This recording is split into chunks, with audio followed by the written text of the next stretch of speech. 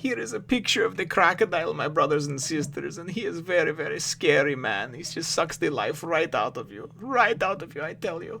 If you like this and more, remember to follow me on all the social networks, like the Facebook, the Instagram. One Piece, Chapter 165, Operation Utopia. Well, hello, my brothers and sisters of the Nerd Nation. I, as always, am Jim, here to bring you another review on the awesome flashback-packed tale of One Piece. Actually, I shouldn't say that because we did come out of the flashback after the last chapter, and certainly that's kind of where things ended off. The whole we're going to stop the rebellion, and then of course we also found out too that Koza was in fact the rebel leader, and that he was. Obviously the rebels were getting ready for their final push. So that's where things left off in the town there. That's where things pick up, and it's actually, it's nighttime, and everybody's getting ready to go to sleep, the Straw Hats, before they set out back across the desert the next day. Toto looks like he's the last remaining person there in Yuba. And he was tasked by the king to, of course, make this, build this city, and which they did. And then, of course, it's slowly been getting reclaimed by the desert over the last 3 years. But he's kind of like the last man standing. He doesn't want to give up at all. So there's a little bit of banter and just goofy, stuff amongst the Straw Hats, kind of comical with the pillow fight, and or at least it appears to be a pillow fight. Sanji goes and lays down on Vivi's bed. And she's like, "What are you doing?" And he's like, "Oh, I just figured I'd keep you warm." So it's just crazy the different stuff that he comes up with. And I really find it very, very funny, too, and entertaining. I joke around and call him a walking STD, but really, he is kind of a goofy, hopeless romantic, I guess. But it's just funny the way he goes about things. It's just so obvious. And I guess that, that's just his quirk. So we wind up going and seeing Toto, and he's outside, and he's muttering to himself, and he's digging. He was digging when we saw him, and I presume that he was digging something out from this huge sandstorm, but he's actually digging, trying to get to water, hoping that he can find an underground river or some kind of inlet well, something of that nature. So he's been digging, and Luffy comes outside, maybe unable to sleep, I don't know, because of the commotion inside, and he's, "What are you doing?" And of course, he says, "Let me help you," type of thing. Not just Luffy. Toto, of course, is hell-bent on, "I'm going to find water, and I'm going to make this this city great again." And so Luffy goes and starts just digging like a hole next to him, and it just reminds me of like a cartoon, something similar to like a Looney Tunes type deal, and I just see Luffy just digging, and Toto's like, "Will you stop? You're filling my hole." The one that I just did, you're working against what I just did. And he's like, "Oh yeah, that's a good observation," or that's a great question, or something. He's like, "No, it's not." And it's Luffy's demeanor and the way he is. So we see Luffy a little bit later on. Looks like he's dug 50 feet down into a hole, and he's just passed out down there. So he dug until he passed out. Then the meat of the chapter really takes place over in Rain Base. We wind up seeing there's this huge meeting room with these, golden-looking ornate chairs and the candelabra and everything like that, and all the Baroque Works agents are there, minus, of course, Miss All Sunday and Sir Crocodile as of yet, and Bon Clay as he's twirling and doing his little thing. And, and then, of course, the other ones are sitting around, Miss Merry Christmas is bitching and complaining like the old hag that she is. And just pretty much just a little bit of bantering back and forth. Miss All Sunday then comes in and tells them where they are, because they were kind of brought in through the back way by Bunchy, I believe it was called, Bunchy. And they were brought in the back way, and they're at the top of this giant pyramid-like casino in Rain Base, and it's actually called Rain Dinner. And that's this giant casino. So we presume that they're in the presidential suite, so to speak, this big meeting room at the tippy top of the tallest building in Rain Base. So then Miss All Sunday comes in. She tells them where they're at. She explains to them that up until now they have not met the boss, but that's all going to change. Blah blah blah, and kind of does like a big entrance for none other than Sir Crocodile.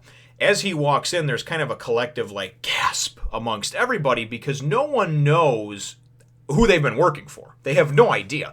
And they've all been working towards this idea of this utopia, the whole Baroque Works plan. But again, it's something that I just personally couldn't do, no matter the amount of money or wealth or fame or power or whatever that you gave me, just because that's just, to me, that's really weird. Who knows? I mean, who knows if you're actually working for like the enemy and they're using you to go and tear things apart from the inside of something, and then you're just going to get thrown away at the end. I wouldn't trust someone I didn't know.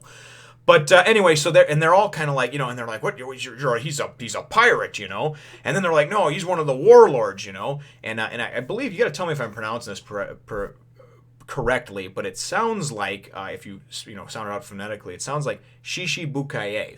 The seven warlords, and I'm trying to get some of these pronunciations correct, so certainly you can correct me on that if there was anything that I've said wrong about that, but certainly it is a tongue twister, Shishibukaye.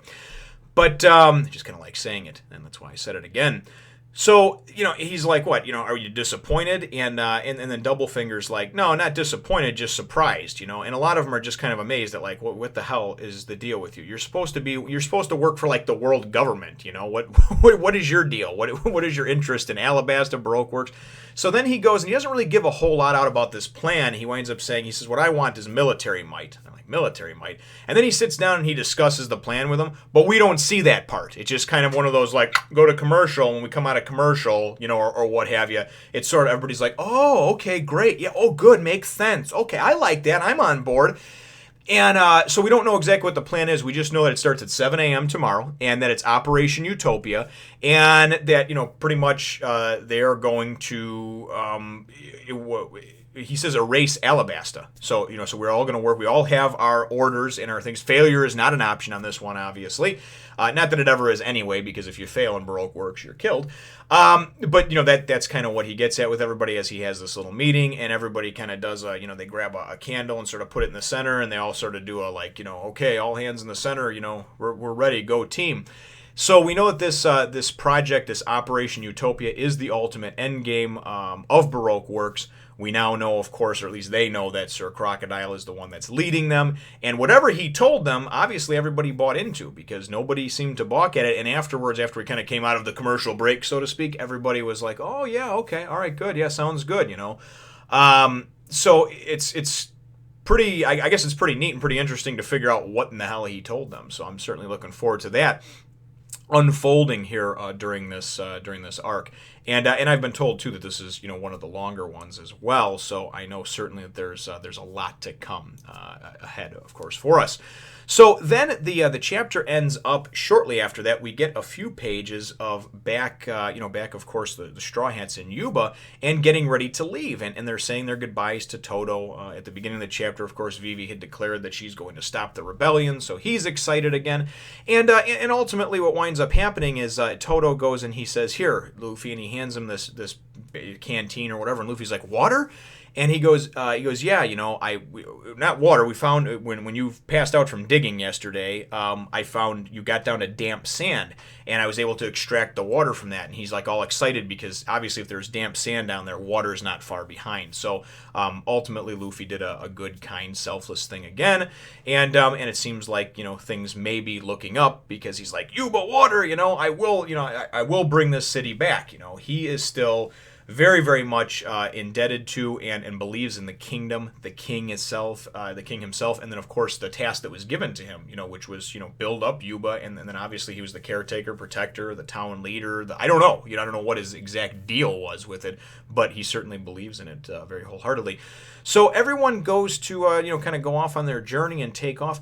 We go, and then we see, and we presume this is a little bit later on, as they've left Yuba and said their goodbyes, heading back across the desert now southeast, and then to get back on the ship and get back to Nanohana, and then of course get to Kateria, where they know now that the rebels are, and Koza, who I don't think that was ever. We saw it, but I don't think anybody else knows. Vivi was not informed of it, so I think it's going to be one of those like, oh my God, Koza, you're my childhood friend. Why are you turning against the kingdom? But again, just my predictions.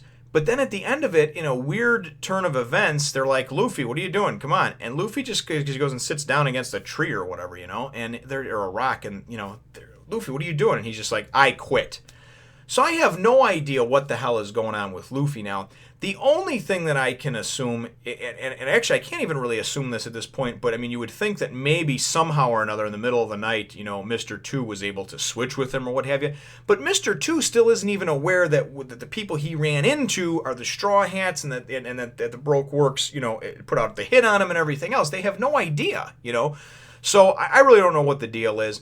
I'm sure we'll find out very shortly. But ultimately, I think that my chapter question is, as far as the Baroque works and the plan and everything else, I really would like to know what Sir Crocodile meant about I want military might. Now, if it's a huge spoiler, obviously don't tell me you can't answer the question and just answer by not answering or just say, hey, big spoiler, can't answer it. But boy, I'd really like to know a little bit more about what does he mean about that he's not seeking, that he's seeking military might. Does he just mean to control a country because then he'll have a say and a stake in the world government?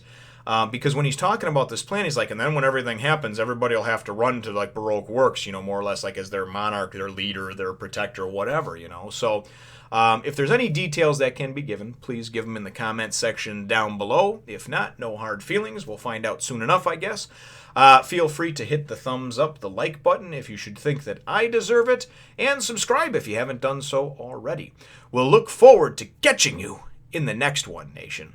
Here is kind of oldie but goodie of Nami over here sunbathing, looking all sexy, and I get very little speaking parts these days, so I must make use of them. Thank you very much, brothers and sisters, as always, and we'll catch you in the next one.